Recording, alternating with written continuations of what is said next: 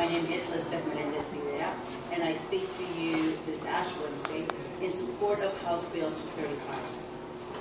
I am the director of VID00010, the National Latino LGBT Human Rights Organization, a proud owner of a small business in the state of Maryland, and a proud resident of Silver Spring since 20.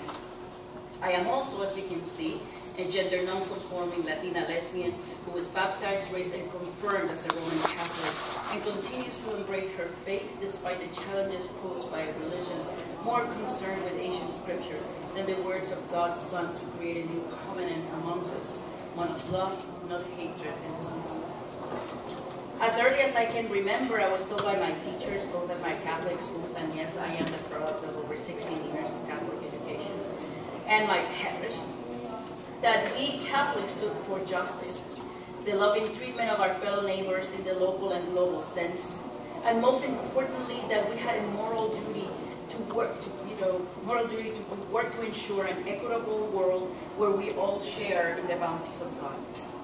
Translated to real life, this meant access to food, shelter, and honorable means by which to sustain ourselves. In other words, a job or work which allows us to support ourselves and those which we love with dignity and respect.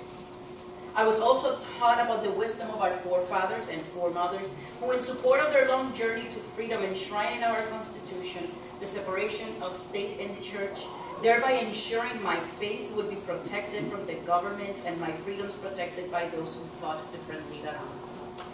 So I stand here before you and dare ask, should my ability to sustain myself and those for whom I care be dependent on someone's opinion on how I look? Or should it be based on my ability to perform the duties of my job with efficiency and dexterity? Why should I, or those who transgress the binary of gender, be afraid to lose our ability to feed or house ourselves, to obtain gainful employment because of our appearance challenges preconceived ideas of what, as a woman, I should look like, behave like, or dress like? How is my integrity compromised by the comfort of my gender identity? Is the manner in which I dress a marker of my skill level as a professional with 30 years of experience in my field? Why should I live in fear of losing my home or to obtain a roof over my head in the need to do so arose?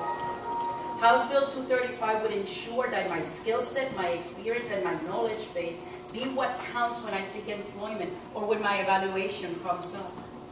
It would safeguard my and many others like me ability to be a full participant in the progress of Maryland's economy and a contributor to our growth as a state steeped in a rich history of just legislation that ascertains the undeniable right of every Marylander to live their lives to their fullest and most supported.